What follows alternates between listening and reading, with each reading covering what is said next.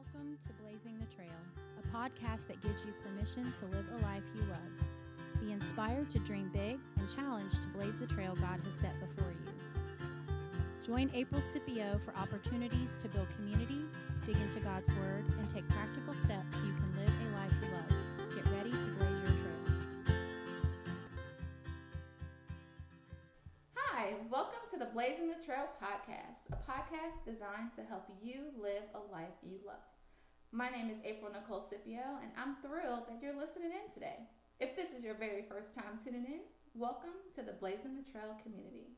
If you've tuned in before, welcome back. Today's episode is all about expectations. How to navigate through the web of other people's expectations of you. What expectations do you put on yourself, and how do you put expectations on other people? My prayer is that you would have value added to your life today. That something on this podcast will help you live, love, and lead well.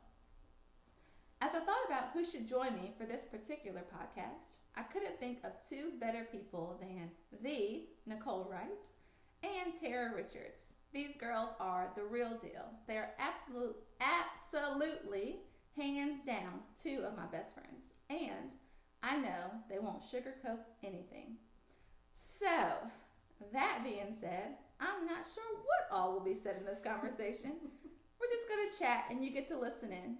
If you have young ears around you or your kiddos are with you in the car, you may want to wait to listen to this episode. I'm excited for you to listen in on this conversation, so let's jump right in.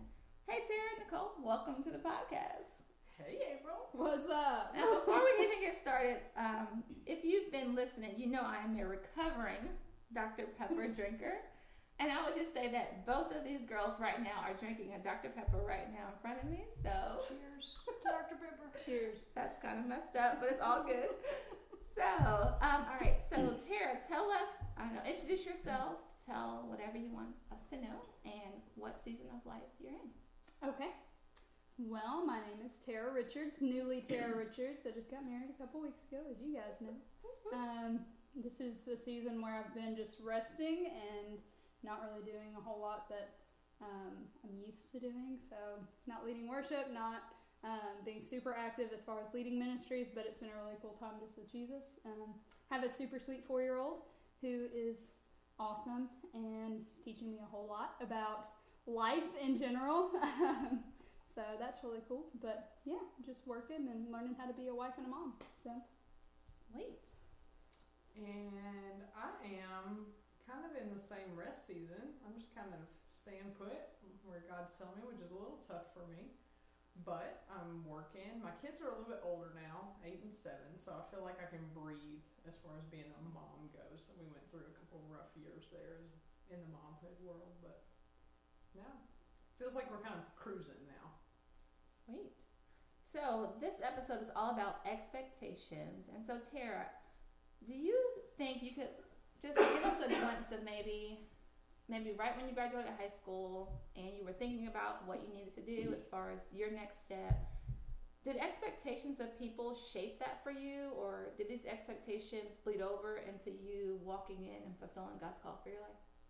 So when I graduated high school, I was with my high school sweetheart, and we got engaged right after I graduated high school, like a month after I graduated. And all of my friends that I was graduating with, like my really close-knit group, were all getting engaged to their boyfriends at that time. And so my thought process was, okay, I've graduated. I don't really feel like I need to go to college. I don't really want to do that. And it's kind of what my mom and dad want me to do, but all of my friends are saying I just need to go ahead and get married.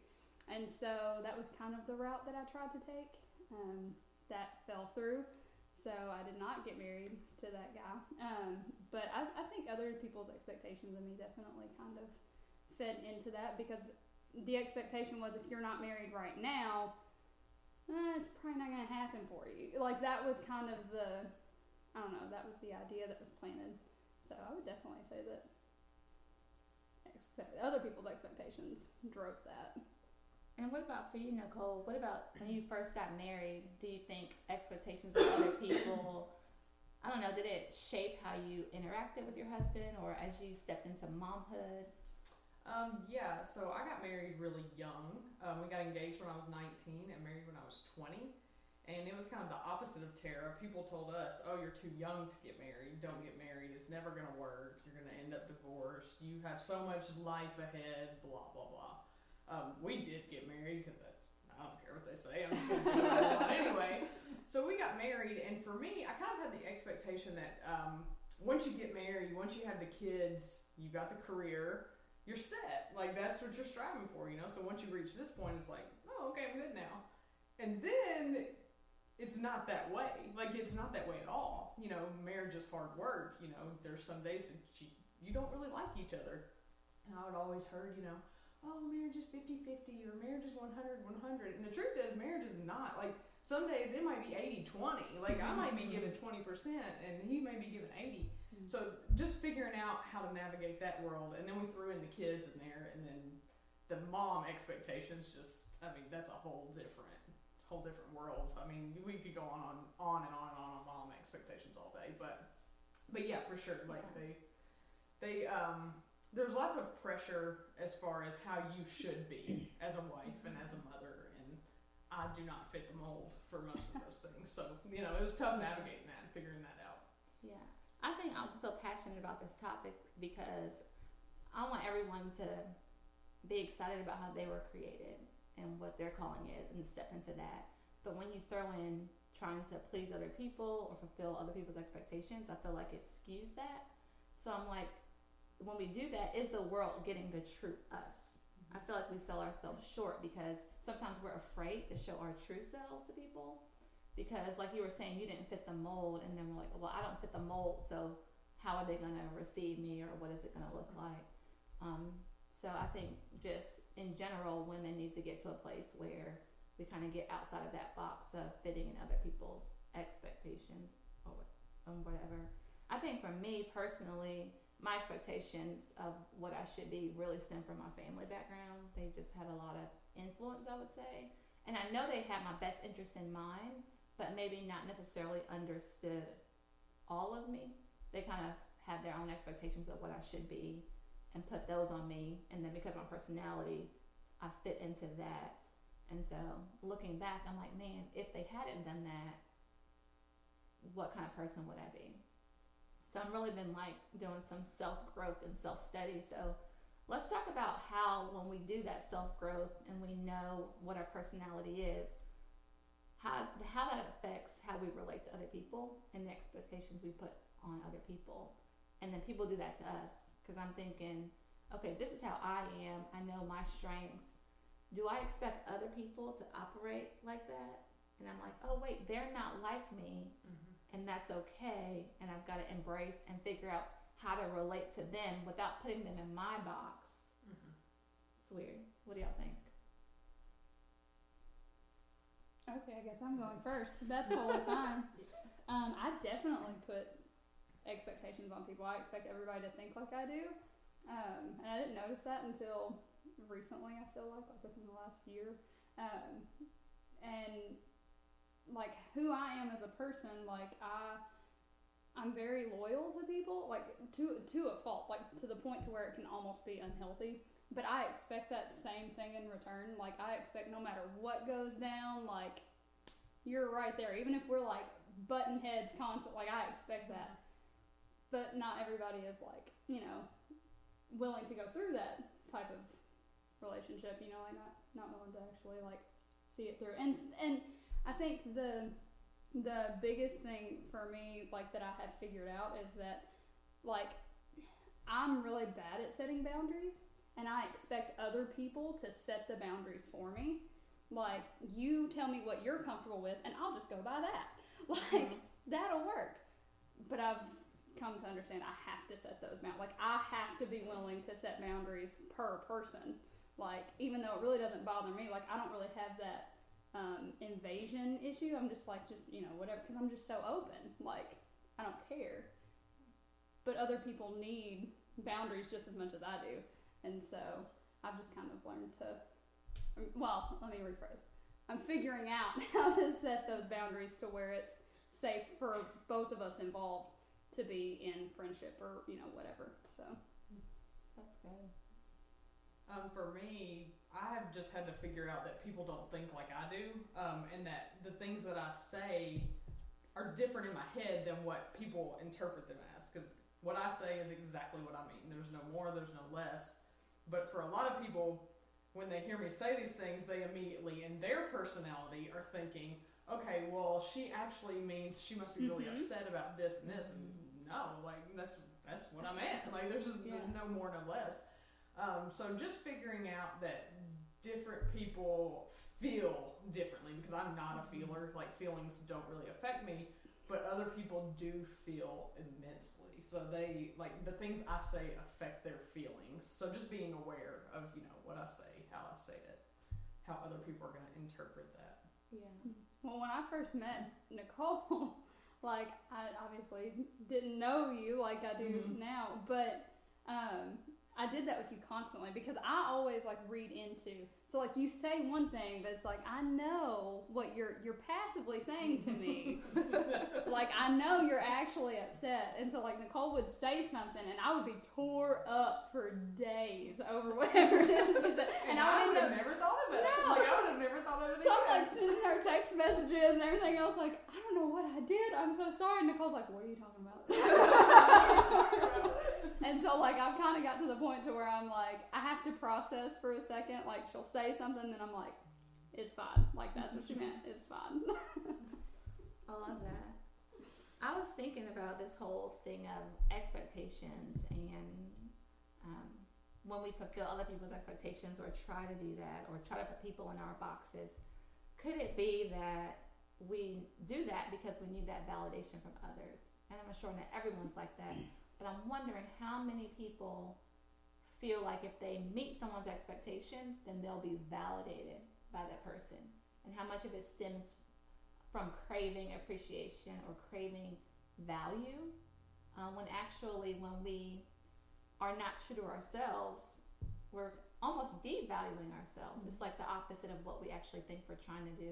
I don't know, in y'all's experience, have you met someone or have you been in a season where you felt like fulfilling an expectation would bring that validation?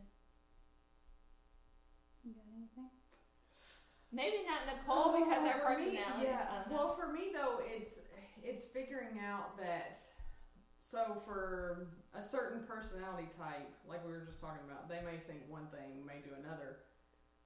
But it's almost like I love people based on their ability to be like me. Does that make sense? Like, so on their likeness of my personality.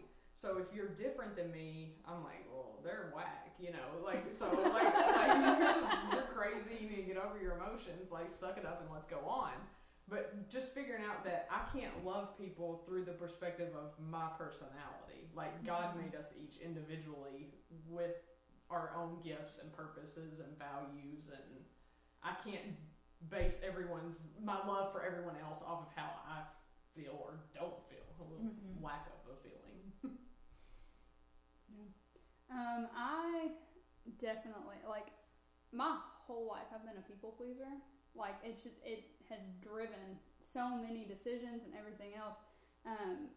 But from the time I was little, of course my parents are divorced, my biological parents are divorced, and my biological dad, like, has this bar of expectations, and I was constantly striving for that expectation, and I could never meet it, because even if you got there, the bar got raised. You know, like, it was just a constant, you're never good enough type thing. And I transfer that to people almost on a 100% basis. Like, if I don't feel like you are accepting me, or if I feel like, you know, I don't know, if I feel like you think I should be something, but I'm just this and I can't be whatever, you know, like, I start freaking out, and I will do absolutely everything to try and meet that and drive myself insane. And so I definitely, I kind of get where you're on. That's like, I'm on the opposite side of that, because if you were like, no, you're whack, like, I don't want to be, like, I would do everything I could do to be like you so that you would accept me, right. Even though it would hurt me on the inside, because like I can't handle that, like, I'm not built for that. But up until this last year that I've had off, like I didn't even realize how much I would change myself just to be accepted by people. And I've really had to learn how to just embrace, like, hey, you have a lot of emotions. You're just going to feel things, and it's okay. Right. That's fine. Just, don't be crazy. Yeah. You got to, like, balance the normal and the psycho stuff. Yes. All about perspective, right? I'm sure there are people who are listening in on us talk and they are stuck on this hamster wheel of fulfilling the expectations of others or needing validation, or they're at a place where they don't even consider their own feelings or ideas or goals or whatever, and the real them is buried under someone else's idea of who they should be. What would you guys say to someone like that? What encouragement could you give someone who is just feeling so overwhelmed right now by expectations all around them, whether it's work or home or family or friends? I think the hamster wheel thing is really good because you can try to get out of your mindset. Like, you can try to do all the things to meet the expectations like Tara was talking about. But I think it starts with changing your thinking.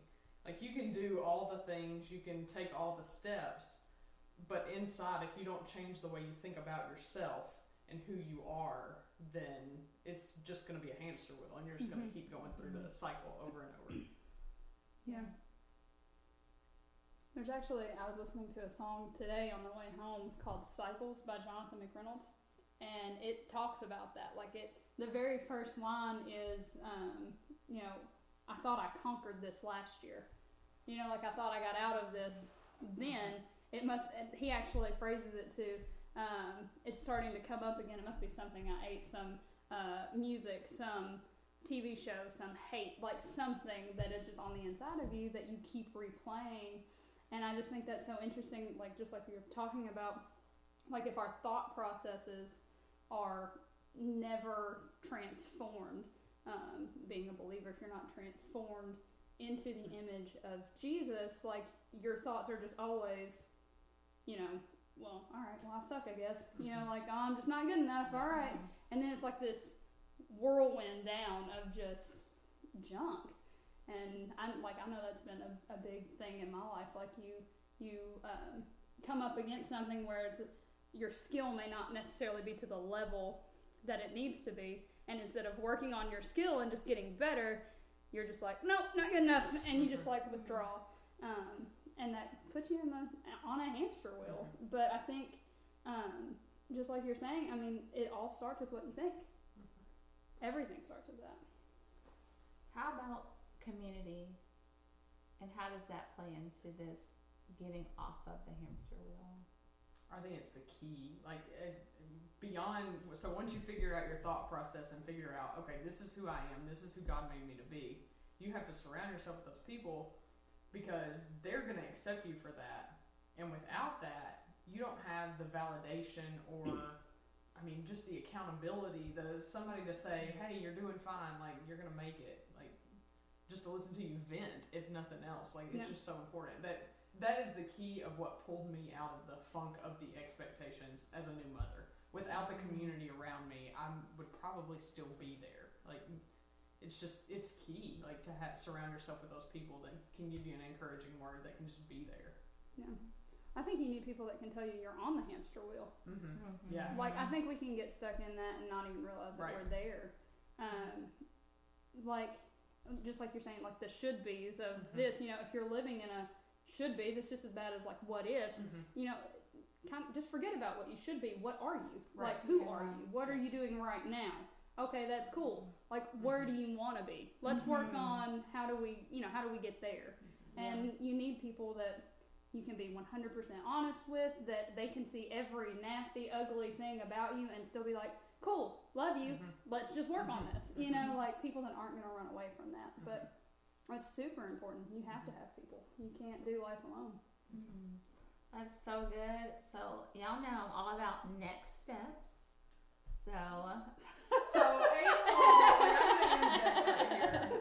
So April is the friend, as we started building our relationship, like our friendship, we're getting to know each other, and like like I would talk about wanting to do certain things, like, okay, I'm gonna do this, or I want to do this, and at the end of every conversation, y'all, she doesn't just do this for the podcast. Every conversation she says, okay, now what's your next step? What are we gonna do next? Yes, so that's what we're talking about right now. What are we going to do next? Like, you've heard all this awesome wisdom, and you need to know how you can navigate through these expectations. And it just goes right along with what we're talking about. We're just going to put some language to it. So the first thing is reflect. You know, think about who you are today and take an honest look at yourself. Not through the eyes of other people, but you yourself reflect. Okay, who am I? And then secondly, recognize who you want to be. The person, the friend, the mom, the coworker, and see if there's a gap there. So the first thing you're doing is you're reflecting who I am today. Then you're recognizing who you want to be. And then your third step is you're going to respond to that. So what action are you going to take? What is the 1% change you can make today? What's the one step you can take toward becoming the person you want to be? And there's a quote from Brad Lomenick that I love, and it says, if you crush it in the now, it will lead to the next. And I love that because I'm like, if you smash the 1% change, it's going to lead you to the next 1% and the next, and eventually all the 1% changes add up to 100. And you find yourself at your desired destination. You'll find yourself being the person that you really want to be. So I'm excited. So good stuff.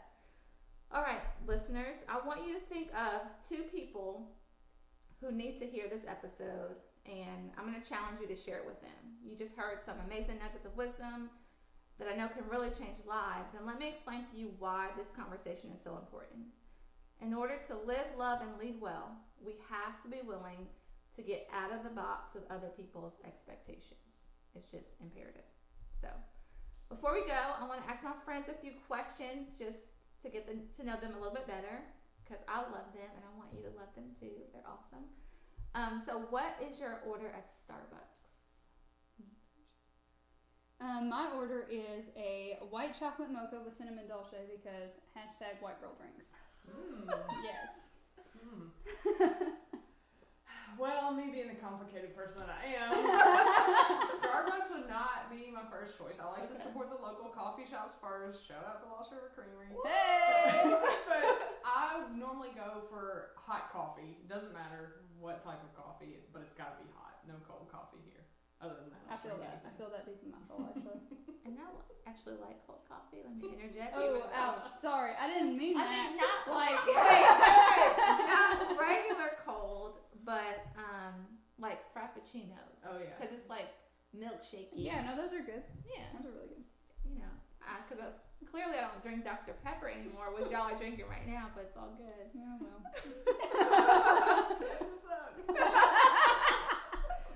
All right. In your opinion, what is a book that is a must read?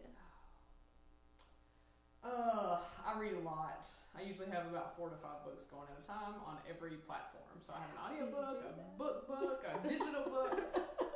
Craig Rochelle, shout out Craig, I know you're going to hear this someday. Craig Rochelle is my favorite. I love anything by him. He's just so full of wisdom and practical steps. Like, it's not just, okay, here, this is a great idea. Like, here's how you can do this. So I love him. The Road Back to You, I just listened to that on audiobook. That has completely just flipped my thoughts on myself upside down, basically. And then I'm reading a book called The Silent Patient right now, just a filthy trash novel. That is pretty good. I dig it. I dig it a lot. Okay, so I typically don't read, but I did think of a book. Because sometimes I do. Unexpected by Christine Kane is amazing. It's like she just has a bunch of different accounts of friends of hers who have lived lives that like they had expectations, like they had this thought process that they were like, this is how this is going to go, and then like something just knocked them out from under their feet, and just like how God redeemed them was so awesome and encouraging. So that book is amazing. But I typically do not read books. So we still love you. I love movies. They are books with pictures that move. It's great. And your pet peeve. I could go all day on some pet peeves. I'm gonna let you go first. You're just longer. First pet peeve is the fly in this room. It's